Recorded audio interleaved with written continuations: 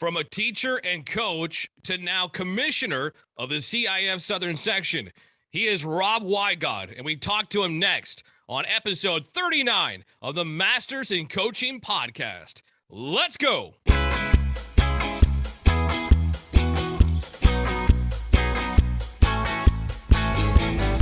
Well, welcome into episode number 39 of the Masters in Coaching podcast here on iHeartRadio or wherever you may be listening or watching on YouTube. We certainly appreciate that. I'm excited about this week's guest. I get excited about all our guests, but I'm really excited about this week's guest. He's the commissioner of the CIF Southern Section. Before that, 15 years in the Long Beach Unified School District as a teacher, coach, athletic director, 2 years at Los Alamitos High School as baseball coach and athletic director for the Griffins. Then a decade, he served as the assistant commissioner of the CIF in the Southern Section. Even though he's busy as the commissioner of the CIF and a very powerful man, he still teaches. He's a professor at Concordia University, Irvine, in their Masters in Coaching and Athletics Administration program, and we're going to get into that. We welcome Rob Wigod to the podcast. Rob, how are you? Thanks for coming on. I'm great, Tim. Thanks for having me, and it's always a pleasure to talk with you. How is this normalcy, return to normalcy for CIF Southern Section high school sports been this year after the last 2 years of COVID? Well, it's really been a great year this year, and I'm just so happy and grateful is really the word I've been using, because we were really in a difficult situation over the last couple of years. Last year, we were able to restore most of our sports, but not all of them. So this year's really been special because we've been able to, I've been calling it squaring our accounts. We had a few accounts that we had left short last year: boys and girls wrestling, boys and girls water polo, boys and girls cross country. Those are some examples of championships that we just weren't able to have last year. Football. So by the fall and winter, we've been able to square those accounts, so to speak, and have all those championships as we normally would. And now we're just excited to get the spring sports continuing on, and we'll finish up the school year with our spring sports championships. I don't want to harp on it too much, but COVID was hard for high school athletics, and you navigated it well, and you got to take orders from above, and then you've got to give the orders below you to all the high schools and athletic directors and the leagues, and figure out how we're going to get sports happening, indoor sports, outdoor sports. And there was really no path. There was no blue book for anybody to follow. You're kind of, figuring it out as you go. How hard was that? And when you look back now on how you navigated through that 18 months, 2 years, what did you take away from that? Well, it was a tremendous challenge. There's no question about that. And it was just, we're all planners. We're all organizers. We're all people that, pride ourselves on the way that we set out the path, so to speak. And then to just constantly be faced with changes, interruptions, thinking that we would be able to go forward. No, we're not able to do that. Trying to balance all of that out. It was a huge challenge. We believe that if we put a calendar together in July of 2020 is when we did it. And we thought it gave us the best chance to try to put the full sports program in for the 2020-2021 school year. We didn't quite get there at the beginning, but we ended up with 19 sports going in the spring of 2021. And it was an incredible achievement. But I can't say enough about our member schools, the athletic directors, the coaches, the principals, and first and foremost, our student athletes who hung in there, persevered, stuck with it. And I thought it was our job as the adults to come through for them and deliver for them. And I think that we did last year.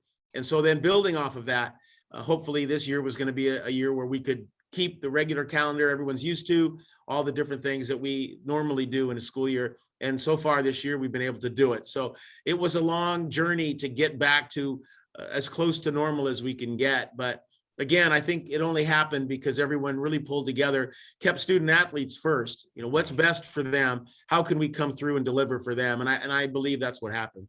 I don't think we'll ever go through it again. Hopefully we never go through it again, where we had football, the winter sports and the spring sports all playing at the same time, from, practicing like in February, March, all the way through playoffs in May. It was unreal. And my kids go to a small school, Village Christian. So a lot of kids play the same sports, and, they play one sport in the winter and the spring. And so to have that, having to juggle sports was fun for them. At the same time, it was madness, I imagine, for scheduling and referees and just making sure you get seasons in. Yes, it was. And I really want to come back to our member schools and compliment them and thank them, because we really had a discussion about our student athletes don't need to hear about how hard this is. They don't need to know how many schedules changed or how many different things had to happen. And they didn't need to know that. It was stuff that we needed to do as adults, and they could just focus on what they love to do and what we love to watch them do. So that was really the philosophy that I think we brought to it. And so I'm very proud of our member schools for that. I really think that, I would read the papers and online, and the coaches would say, we're just grateful that we're here. The athletic directors would say, we're just so happy to see the students back playing again. Now, how much had to go into that to make that happen was tremendous sacrifice on all their parts. But, as I said, we really kept the focus, I believe, on student athletes first. And that's the way that it was successful. You're right. Somebody might have played a football game, a basketball game, and a baseball game on the same day. Yeah. It created some very unique experiences, which, some student athletes said were really, really fun. Yeah. But obviously it was a tremendous effort that had to be made to see that come through. Rob Wigod is our guest here on the Masters in Coaching podcast. He is the commissioner of the CIF Southern Section. And for those who are wondering, well, what exactly does the commissioner of the CIF Southern Section do? Explain your job. Explain your title as far as what you do and kind of what you oversee. Well, first and foremost, overseeing approximately 400,000 student athletes competing in 26 sports for boys and girls.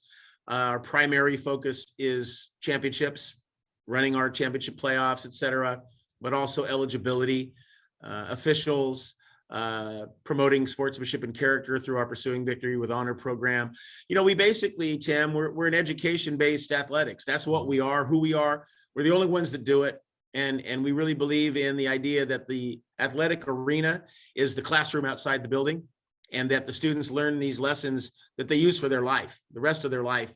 They get a lot of these lessons through what happens in education-based athletics: the hard work, the perseverance, teamwork, getting along with others, having to sacrifice individual goals for the team to be successful. Just all of those really great qualities that you want to find in individuals.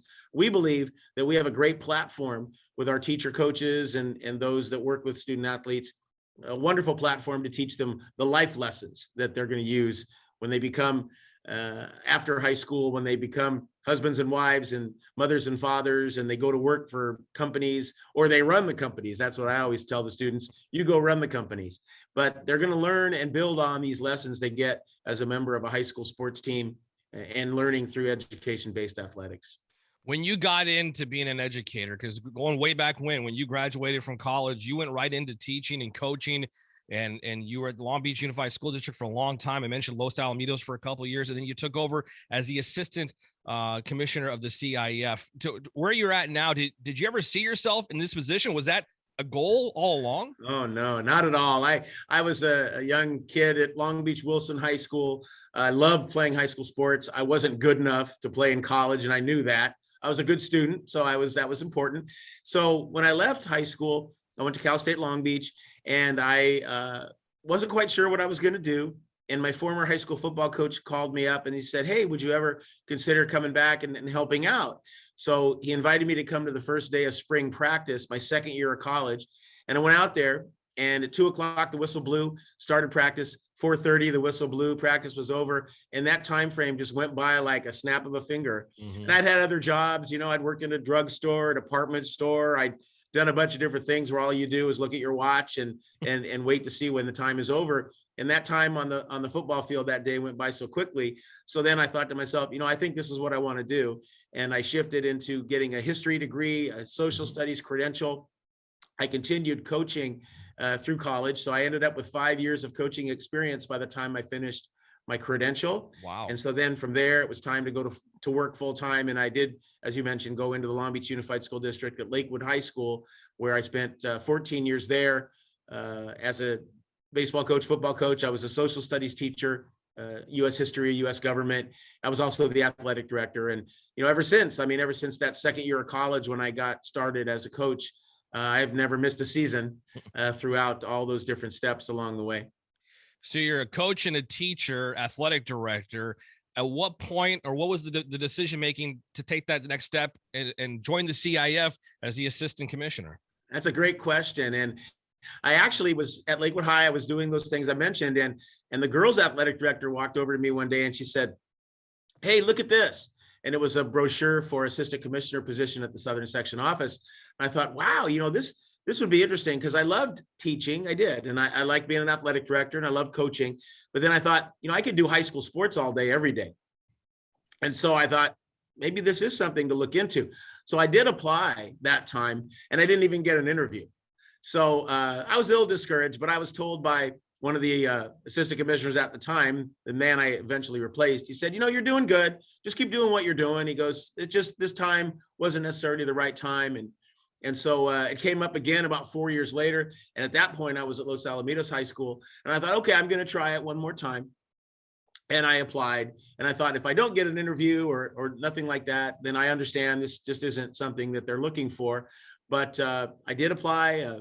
I got interviewed and basically about a week later, I was selected. So that I never thought I would do. I never had that in mind when I was sitting in the classroom at Wilson High School, in high school. But to be the guy now that's been the commissioner of the Southern Section for now my 11th year, it is surreal for me to think about where I started, because I wasn't a great athlete. I didn't win 500 games as a coach, but I was a guy who loved high school sports. I was just a regular guy. I loved high school sports. It made a huge impact on me. And so to be able to make that a career, it's been pretty satisfying. Rob Wigod, the commissioner of the CIF Southern Section, is with us here on the Masters in Coaching podcast. You took over as the commissioner. What were some of the goals? What were some of the things you wanted to imprint on the CIF Southern Section when you took over? And years later now, have you implemented some of those things? Were you able to get a lot of those goals done, and what are you continuing to try to do? I believe that we have done some really great things, and the accomplishments that have happened have all been a collaborative effort. Here in our office, our team, our staff here is second to none. I talk about that all the time. They're incredibly loyal, hardworking, dedicated, and really believe in what we do. We have an executive committee that's very focused and driven, that sits at the top of all of this. And then again, back to our membership, and our schools are really supportive and really great to work with. But one of the things that we really wanted to work hard on is more efficiency through technology. So we debuted about 10 years ago an internal electronic communication system that I think has been a huge benefit to our schools. Our social media presence, when I became commissioner, we had zero. We did not have any social media presence whatsoever. So Facebook, Instagram, and Twitter have been big allies for us. We've seen the numbers of people that involved and engage with us on social media just grow every single year. We also, I believe very strongly in the idea of competitive equity playoffs, which we started in about 5 years ago, where schools are ranked by the strength of their program versus the way we used to do it, which was by league. So in a situation where it was by league, we had schools that definitely belonged in a certain division, but then the same schools in their league didn't belong in that division, but got stuck there. And now we get to evaluate schools individually by themselves and place them in the appropriate division and give them a chance. So what we're seeing there is closer games, which we always knew would happen.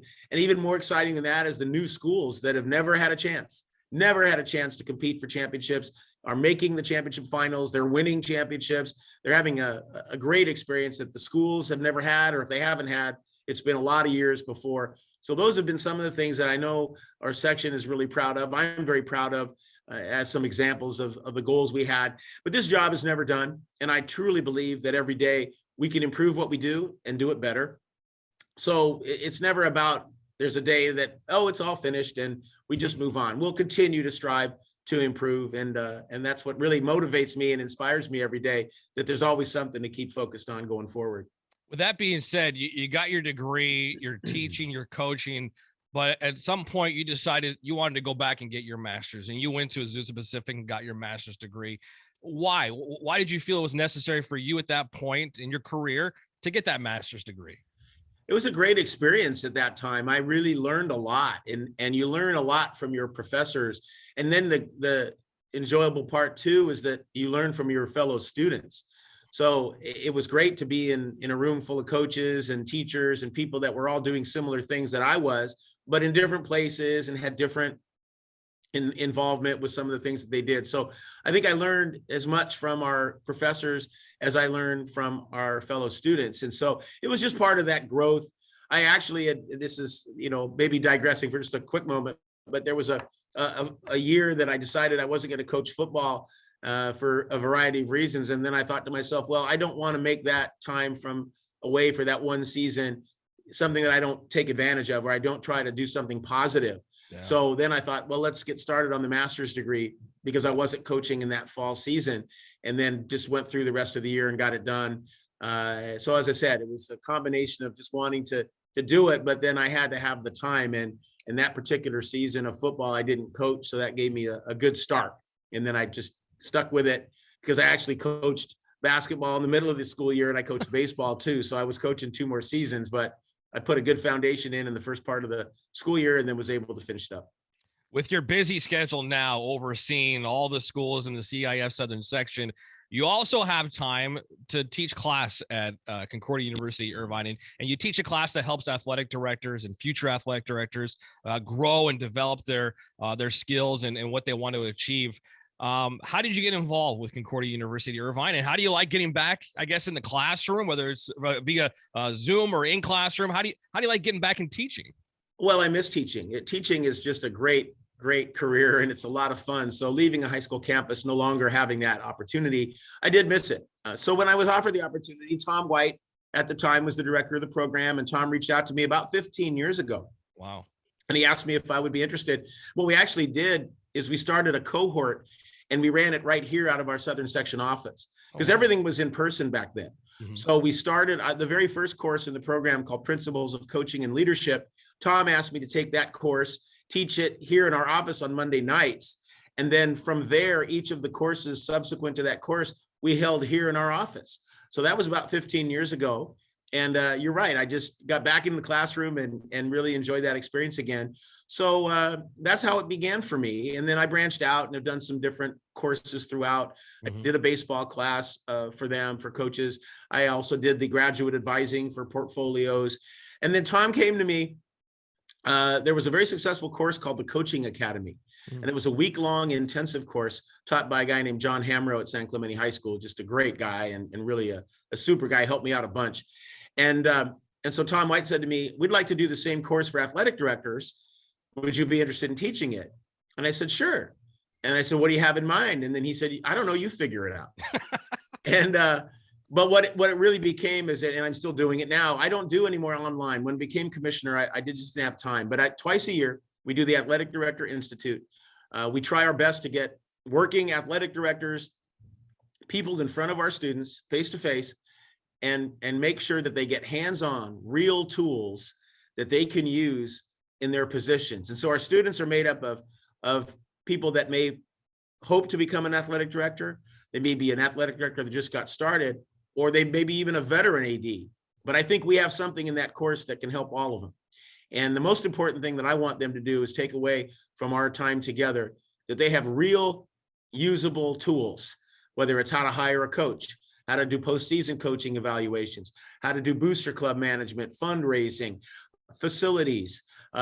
We have all kinds of different topics that we'll pursue with real professionals who do it. And they come in and they interact with the students, they make presentations, and hopefully at the end of that week-long intensive course, it's really been beneficial for our students.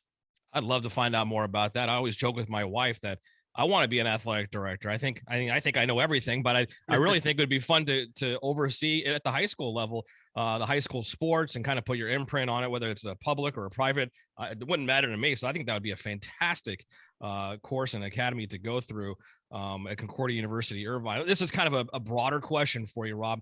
What are some of the tougher challenges, though, that you see for athletic directors, school administrators right now in their athletic departments? Is it private, public? I think there's a huge difference between that, because we're talking about money more so for the private schools as opposed to the public schools, and how much they have to use and divvy up amongst their athletic department. But what are some of the toughest challenges you see right now for ADs and administrators? I think the biggest challenges really come from outside forces. I believe that at the core of what we do, as I said earlier, the education-based athletics model is really unique and special, where we're trying to educate that student completely, physically, mentally, emotionally, socially, you name it. That's where you're learning on that high school campus. But there are outside forces that want to make high school sports more of a business. Yeah. And it's all about the next level. It's all about students going on to the college level or professional level. And so much of that is being influenced by people who believe that's the goal of students in high school. But the number of students that go on beyond high school are very, very small percentage, less than 1%, maybe less than half of 1%. And I was one of those people that was of the 99+% that didn't go on to a college career in sports. And so I always try to remember that we want to preserve as best we can this high school environment for what it really is supposed to be, a classroom, a learning environment. It's not about a business where we are all focused on the future professional and or collegiate sports goal, because that is such a small and very, very select group of people that get that chance. And I think that's a challenge that we continually face. That's what leads to transfers. That's what leads to people with clubs and travel organizations, which, by the way, I have no bad things to say about club and travel ball. My daughters were soccer players and played club soccer and had great coaching, but their focus is different than ours. Their focus is on the sport. Yeah. Their focus is on trying to develop students that may go on in that sport. Whereas for us, we're about the total student. And so I do think that's a constant challenge that we will continue to face, is the outside forces that have a big influence on parents. Parents are signing up for these programs. Parents are paying money to get specialized instruction. Parents are encouraging students to jump around to different schools in the effort to get exposure to the next level. So all of those things, I think, are big challenges for our schools and our office and an organization like CIF to try to keep forward on what our goal is, what our mission is, because that isn't it. Our mission is not about creating student athletes for college and professional sports. Now, are we proud of those who have done so? Absolutely. Our section, I think, represents competitiveness and excellence over a 109-year period of some of the greatest athletes that have ever stepped foot on a field in the United States of America have come from the Southern section. So we're certainly very proud of that legacy, that tradition. But again, that's a part of us. It's not all about us. I want to hit on something you touched on, and that's sports now, high school sports and the transfers. Because I mean, going back 20 plus years when I was in high school, John Burroughs High School here in Burbank. And, in 8th grade, we had 3 kids who all said, hey, well, I'm going to Loyola. I'm going to Notre Dame. I'm not following you guys to John Burroughs High School. And it was, 2 or 3 kids at the time. And now you find kids who leave and go somewhere. And then after a year, maybe they're not happy. Maybe they find a new club coach, as you mentioned. And so they're being, taken in a different direction, in a different high school. And we've got kids going to 2, 3, 4 different high schools over their course of their high school career. It is outside of what's already in place. And, I think it's 25% of the season they have to sit out, that sit out window for whatever sport they're playing. Is there anything else that could be done? Is there something that could be done to stop this, or at least control it and discourage kids from transferring from place to place just constantly? Well, we could have stricter rules. There's no question about it. I think, unfortunately, if you're a believer in having stricter rules, the problem is not with our schools. Yeah. If we had a very strict transfer rule, let's say that a student, regardless of the reason, wouldn't play for a year if they transfer. Mm-hmm. I think our schools would probably be, principals, athletic directors, and coaches would be in favor, something like that. Mm-hmm. The problem is we're overseen by the legislature. Yeah. We're overseen by people that would look at what we would be doing in that environment and not necessarily be in support of that kind of structure. Yeah. So we can make our own rules, and we do. That's if people don't understand sometimes. The membership makes our rules, but in doing so, they have to be conscious of the oversight of the California legislature, which does authorize us to be the high school sports organization in our state. And some of those just don't fly with their voters. Yeah. People that hold elective office have a lot of parents who are voters, and parents would come to those legislature personnel and say, do something about this. And I think we have to just understand in the environment that we're in, that not always what we want to do is going to be accepted by those who are overseeing us. And that's where it becomes more difficult. So we try to work hard on the transfer rules over the years. Yeah. They are made by our membership. Our transfer numbers are actually been down in the last few years. They have been reduced. I'm not sure if it's because of a deterrent in our rules or what some of the factors are, but you'd still have to be aware, though, that the total number of transfers is probably less than 2%. I told you earlier, we have approximately 400,000 student athletes. And I think in the southern section per year, we're at somewhere around 6,000 to 7,000 transfers. So that's a pretty small percentage of total student athletes that are transferring schools, but it gets a lot of attention. And there are a lot of high profile transfers that happen. So people might believe it's a much more widespread situation, but actually it's a pretty small number when you look at the total number of student athletes. No doubt. Well, Rob, we think the world of you here at AM 570 LA Sports. You know that. It's Petro Somebody Show, Rogan and Rodney. We love high school athletics. We support it as much as possible.